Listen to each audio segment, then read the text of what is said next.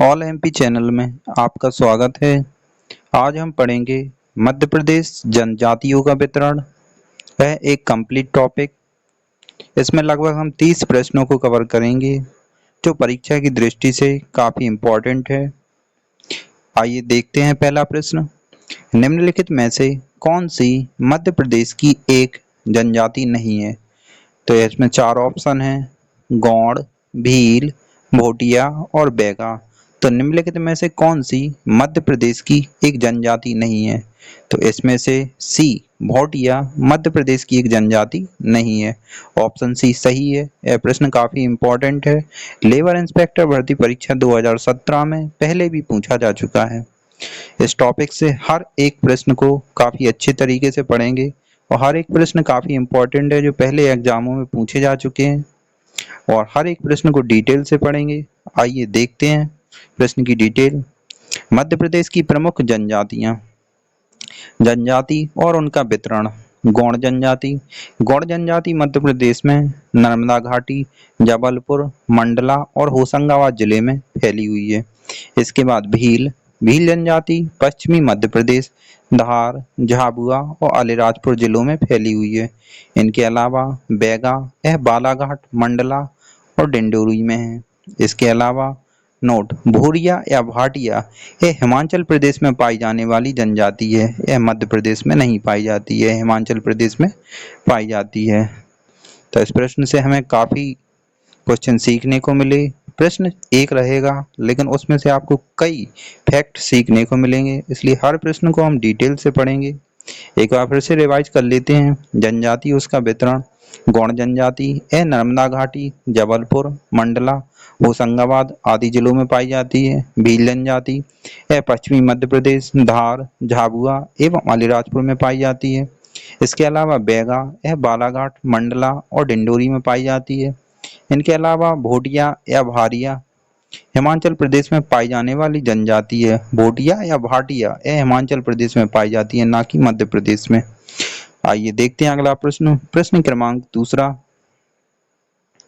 मध्य प्रदेश में अनुसूचित जनजातियों का लगभग कितना प्रतिशत है? तो मध्य प्रदेश में अनुसूचित जनजातियों का लगभग 21% है। मध्य प्रदेश में अनुसूचित जनजातियां 21% और अनुसूचित जाति लगभग 15.61% क्षेत्र में पाई जाती है। अनुसूचित जनजातियां यानी एसटी और अनुसूचित जाति यानी एससी आप सभी जानते हैं। देखते हैं अगला प्रश्न। प्रतिशत की दृष्टि से मध्य प्रदेश में सर्वाधिक अनुसूचित जनजाति वाला जिला कौन सा है? तो प्रतिशत की दृष्टि से मध्य प्रदेश में सर्वाधिक अनुसूचित जनजाति वाला जिला है अलीराजपुर। सर्वाधिक अनुसूचित जनजाति जनसंख्या वाले जिले अलीराजपुर। अलीराजपुर में एसटी की जनसंख्या 89% है। इसके अलावा झाबुआ में 87% है। बड़वानी में 69.4% एसटी की जनसंख्या है। तो यह सर्वाधिक अनुसूचित जनजाति वाले जिले हैं मध्य प्रदेश के। प्रश्न काफी इंपॉर्टेंट है जो एमपीपीएससी भर्ती परीक्षा 2016 में पूछा जा चुका है। आइए देखते हैं अगला प्रश्न। जोवट के भील किस प्रकार की दरी बनाते हैं? जोवट के भील किस प्रकार की दरी बनाते हैं? तो जोवट के भील पुंजा दरियां बनाते हैं। कौन सी दरियां बनाते हैं? पुंजा दरियां बनाते हैं। यह प्रश्न भी जेल प्रहरी भर्ती परीक्षा 2017 में पूछा जा चुका है। पुंजा दरियों के बारे में हम देखेंगे। अलीराजपुर जिले की जोवट तहसील की भील जनजाति द्वारा पुंजा दरिया का निर्माण किया जाता है। हाल ही में मध्य प्रदेश सरकार ने इन्हें भौगोलिक संकेतक प्रदान करने की मांग की है। भौगोलिक संकेतक यानी जीआई टैग प्रदान करने की मांग की है। आइए देखते हैं अगला प्रश्न। प्रश्न क्रमांक 5वां। प्रतिशत की दृष्टि से मध्य प्रदेश में न्यूनतम अनुसूचित जनजाति वाला जिला कौन सा है? तो प्रतिशत की दृष्टि से मध्य प्रदेश में न्यूनतम अनुसूचित जनजाति वाला जिला भिंड है। भिंड में एसटी की सबसे कम जनसंख्या है। आइए देखते हैं न्यूनतम अनुसूचित जनजाति जनसंख्या प्रतिशत वाले जिले। तो भिंड में 0.4% अनुसूचित जनजाति पाई जाती है। मुरैना में 0.9% अनुसूचित जनजाति पाई जाती है। इसके अलावा दतिया में 1.9% अनुसूचित जनजाति की जनसंख्या पाई जाती है। यह प्रश्न भी काफी इम्पोर्टेंट है जो पटवारी भर्ती परीक्षा 2017 में पूछा जा चुका है। आइए देखते हैं अगला प्रश्न। मध्य प्रदेश में सर्वाधिक पाई जाने वाली जनजाति कौन सी है? तो मध्य प्रदेश में सर्वाधिक पाई जाने वाली जनजाति भील है। आइए देखते हैं डिटेल। भील जनजाति मध्य प्रदेश और भारत की सबसे बड़ी जनजाति है भील जनजाति। भील की उपजातियां हैं पटेलिया, बरेला और भेलाला। ये भील जनजाति की उपजातियां हैं। उत्पत्ति। भील शब्द की उत्पत्ति तमिल भाषा के शब्द बिल्लूवर से हुई है जिसका अर्थ है धनुष। तो भील शब्द की उत्पत्ति किस शब्द से हुई है? भील शब्द की उत्पत्ति तमिल भाषा के शब्द बिल्लूवर से हुई है जिसका अर्थ है धनुष। यह भी काफी बार पूछा जा चुका है और पूछे जाने की भी संभावना है। हर एक फैक्ट को ध्यान से पढ़ेंगे। देखते हैं अगला प्रश्न। भील शब्द का अर्थ क्या है? तो भील शब्द का अर्थ है धनुष। जैसा अभी हमने देखा, उस प्रश्न का उत्तर है डी, धनुष। भील शब्द का अर्थ है धनुष। देखते हैं अगला प्रश्न। भीलों का निवास स्थल क्या कहलाता है? तो भीलों का निवास स्थल क्या कहलाता है? फाल्या। भीलों का निवास स्थल कहलाता है फाल्या। भीलों का घर कू और इनका मोहल्ला फाल्या कहलाता है। भीलों के घर को हम कहते हैं कू और इनके मोहल्ले को कहते हैं फाल्या। भीलों के मकानों को क्या कहा जाता है? तो अभी हमने देखा भीलों के मकानों को कू कहा जाता है। भीलों के मकानों को कू कहा जाता है। आइए देखते हैं अगला प्रश्न। प्रश्न क्रमांक 10वां। सर्वाधिक गहना प्रिय जनजाति है? तो सर्वाधिक गहना प्रिय जनजाति है भील। जनजातियों से संबंधित परीक्षा उपयोगी तथा सर्वाधिक गहना प्रिय जनजाति यह जनजाति है भील। और सर्वाधिक श्रृंगार प्रिय जनजाति यह है बंजारा। और सर्वाधिक गुदना प्रिय जनजाति यह है गोंड एवं बैंगा। यह जनजातियों की कुछ विशेषता है, जैसे सर्वाधिक गहना कौन सी जनजाति पहनती है? यह भील जनजाति पहनती है। और सर्वाधिक श्रृंगार या साज सज्जा कौन सी जनजाति करती है? तो बंजारा जनजाति करती है। और सर्वाधिक गुदना हाथों पर, पैरों पर या शरीर के किसी भी भाग पर गुदना बनवाते या चित्र बनवाती हैं तो वो गोंड एवं बैगा जनजाति बनवाती है। तो इस प्रश्न से काफ़ी इंपॉर्टेंट फैक्ट हमें सीखने को मिले। आइए देखते हैं अगला प्रश्न। प्रश्न क्रमांक 11वां। भीलों के द्वारा की जाने वाली कृषि को क्या कहते हैं? तो भीलों के द्वारा की जाने वाली कृषि को हम कहते हैं झूमिंग कृषि। तो इस प्रश्न का उत्तर है सी, झूमिंग। भीलों के द्वारा की जाने वाली कृषि को हम क्या कहते हैं? झूमिंग कृषि। प्रश्न का उत्तर है सी, झूमिंग। देखेंगे झूम कृषि। झूम कृषि एक आदिम प्रकार की कृषि है जिसमें पहले वृक्षों तथा वनस्पतियों को काटकर उन्हें जलाकर उनकी राख में कृषि की जाती है।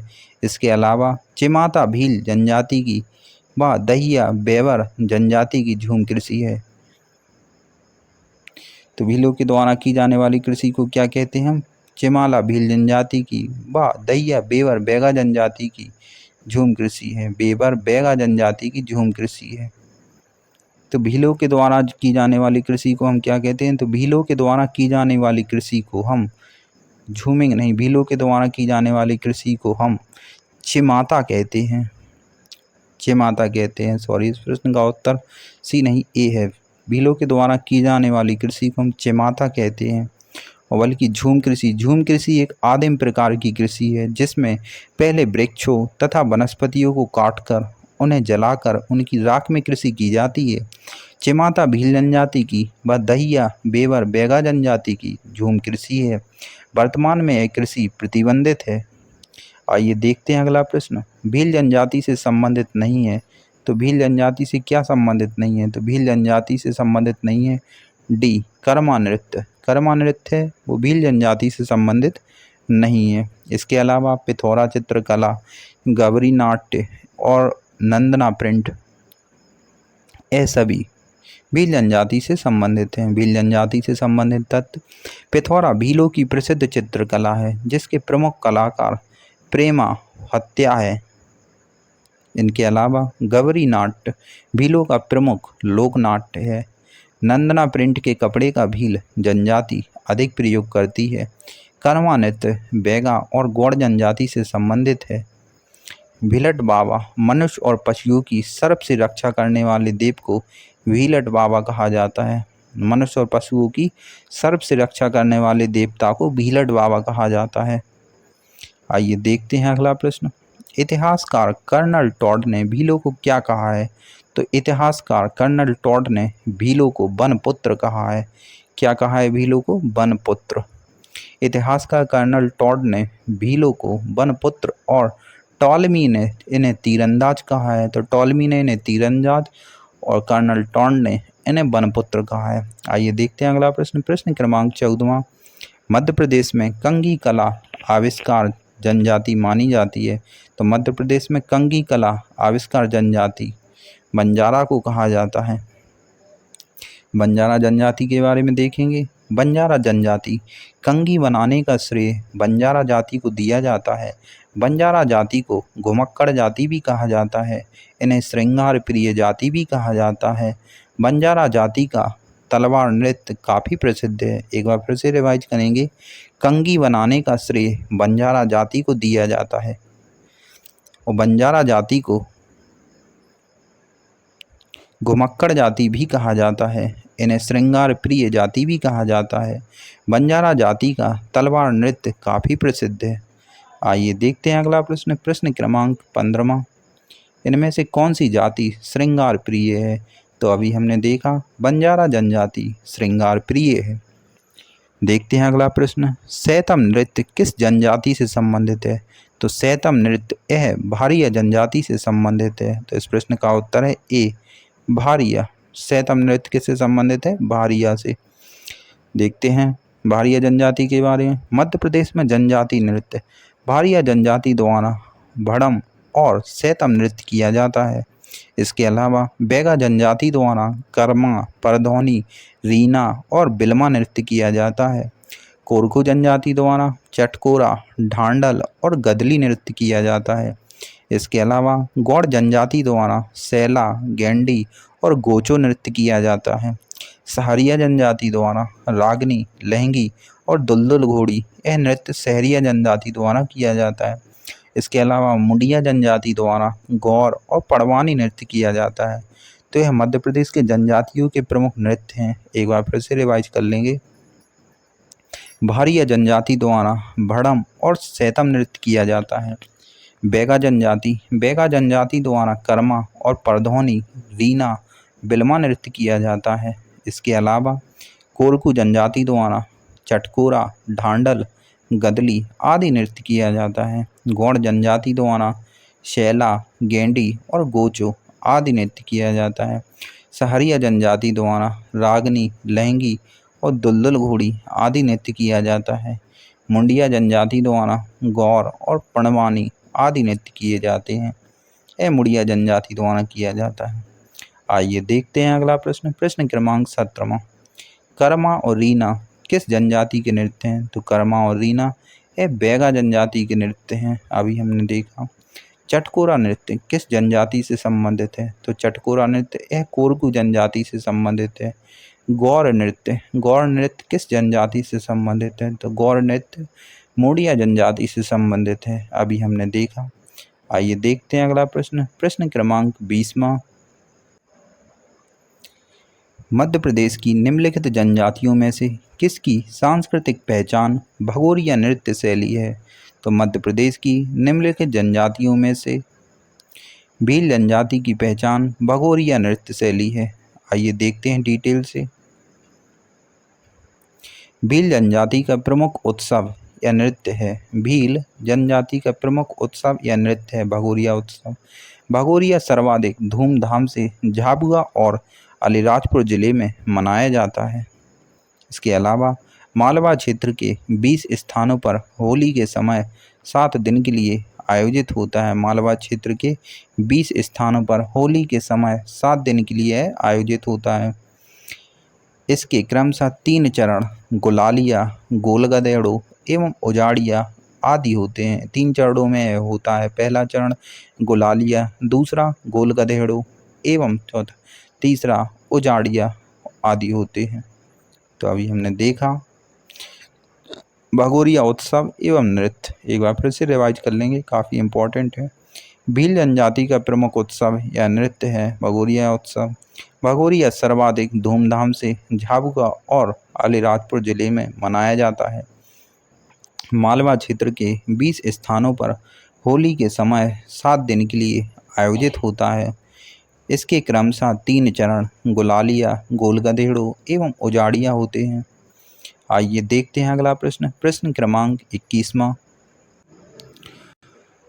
भगोरिया उत्सव निम्न में से किस क्षेत्र में आयोजित किया जाता है? तो भगोरिया उत्सव निम्न में से झाबुआ क्षेत्र में आयोजित किया जाता है। प्रश्न का उत्तर है डी। आइए देखते हैं अगला प्रश्न। प्रश्न क्रमांक 22वां। भगोरिया उत्सव किस क्षेत्र में मनाया जाता है? तो भगोरिया उत्सव मालवा क्षेत्र में मनाया जाता है। भगोरिया उत्सव काफ़ी प्रसिद्ध उत्सव है जो मालवा क्षेत्र में मुख्य रूप से मनाया जाता है। यह प्रश्न पटवारी भर्ती परीक्षा 2017 में पूछा जा चुका है। आइए देखते हैं अगला प्रश्न। भगोरिया उत्सव मध्य प्रदेश में कितने स्थानों पर आयोजित होता है? तो अभी हमने देखा भगोरिया उत्सव मध्य प्रदेश में लगभग 20 स्थानों पर आयोजित होता है। इनमें से कौन सी अलीराजपुर की एक प्रमुख जनजाति है? तो भिलाला अलीराजपुर की एक प्रमुख जनजाति है। पटवारी भर्ती परीक्षा 2017 में यह प्रश्न पूछा जा चुका है। अलीराजपुर में रहने वाली भिलाला भीलों की जनजाति है। भिलाला भीलों की जनजाति है। भील की अन्य उपजातियां पटेलिया, वरेला, भिलाला एवं उजला है। देखते हैं अगला प्रश्न। प्रश्न क्रमांक 25। 1857 में विद्रोह में सक्रिय रूप से भाग लेने वाली जनजाति है।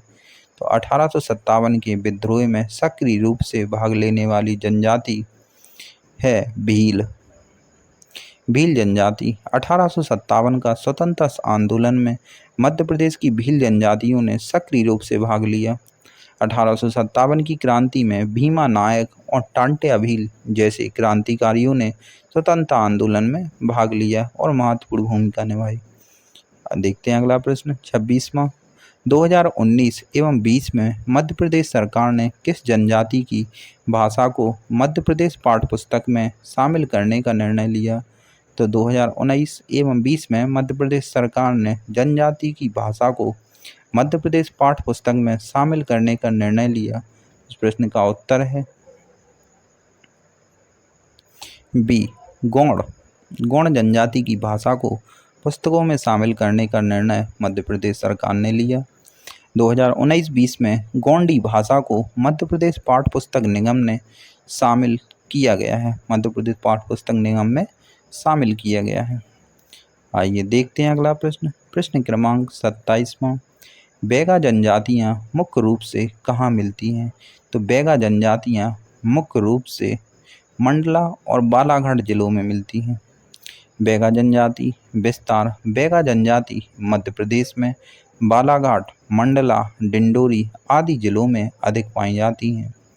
उपजातियाँ रायमैना, काठमैना और नारोतिया, भारोतिया इनकी झूम कृषि दहिया तथा बेवर कहलाती है।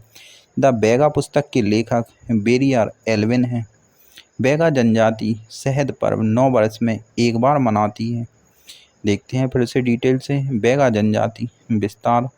बैगा जनजाति मध्य प्रदेश में बालाघाट, मंडला, डिंडोरी आदि जिलों में पाई जाती हैं। उपजातियाँ रायमैना, काठमैना, नरोतिया, भरोतिया इनकी झूम कृषि दहिया अथवा बेवर कहलाती है। द बैगा पुस्तक के लेखक बेरियर एल्विन हैं। बैगा जनजाति शहद पर्व 9 वर्ष में एक बार मनाती है। देखते हैं अगला प्रश्न। इनमें से कौन सी जनजाति शहद पर्व मनाती है? तो अभी हमने देखा बैगा जनजाति शहद पर्व मनाती है। प्रश्न का उत्तर है बी बैगा। देखते हैं अगला प्रश्न। The Muria and their Ghotul किसकी रचना है? The Muria and their Ghotul किसकी रचना है? तो द मूरिया एंड देयर यह बेरियर एल्विन की रचना है। तो प्रश्न का उत्तर है बी बेरियर एल्विन।